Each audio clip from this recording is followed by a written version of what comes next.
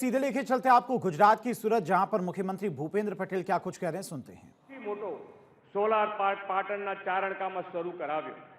તેમના જ વિઝનના પરિણામે કચ્છમાં સૌથી મોટો હાઇબ્રિડ રિન્યુએબલ એનર્જી પાર્ક શરૂ થઈ રહ્યો છે અને પીએમ સૂર્યઘર મુફ્ત વીજળી યોજનામાં દેશમાં 21% સાથે ગુજરાત લીડ લઈ રહ્યું છે।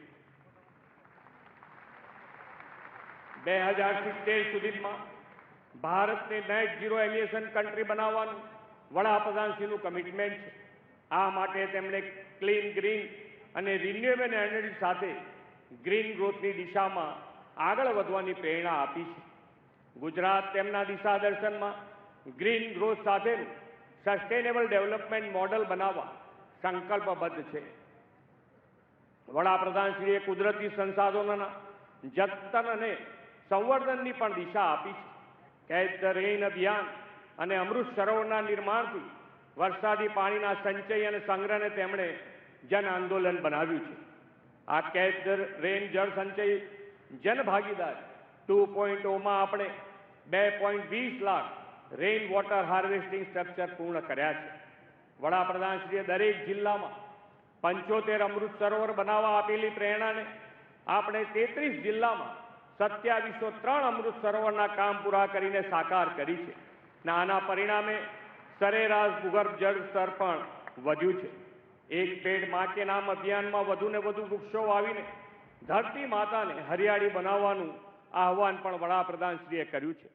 તેમના આહવાનને ઝીલી લઈને એક પેડ માં કે નામ 2.0માં 10 કરોડ 96 લાખ વૃક્ષો, શહેરોમાં ઓક્સિજન પાર્ક નિર્માણ અને 82 નમો વડ વનમાં 14,000થી વધુ વડનું વાવેતર કરીને શહેરો અને નગરોમાં ગ્રીન કવર વધાર્યું છે। દેશમાં સેમિકન્ડક્ટર હબ તરીકે ઉભરી રહેલા ધોલેરાની ખારાશવાળી જમીનમાં પણ વડાપ્રધાનશ્રીની પ્રેરણાથી ડ્રમ પ્લાન્ટેશન પદ્ધતિએ 3200થી વધુ વૃક્ષોનું સફળ વાવેતર કર્યું છે। આપણા રોજબરોજના જીવનમાં પણ પર્યાવરણ અનુકૂળ જીવનશૈલી માટે મિશન લાઈફ અંતર્ગત પાણી અને ઉર્જા બચાવવાનો વિચાર દેશવાસીઓને શ્રી મોદી સાહેબે આપ્યો છે।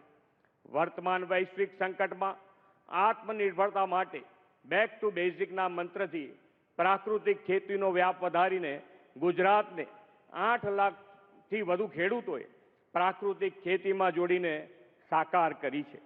વડાપ્રધાનશ્રીના દરેક આયોજનમાં પર્યાવરણ સંતુલન સાથે સામાજિક આર્થિક વિકાસથી દેશના સામાન્ય માનવી, ગરીબ, વંચિત અને ગ્રામીણ ખેડૂતો સહિત અંત્યોદયને વિકાસની મુખ્ય ધારામાં લાવવાનો સસ્ટેનેબલ ડેવલપમેન્ટનો સંકલ્પ છે।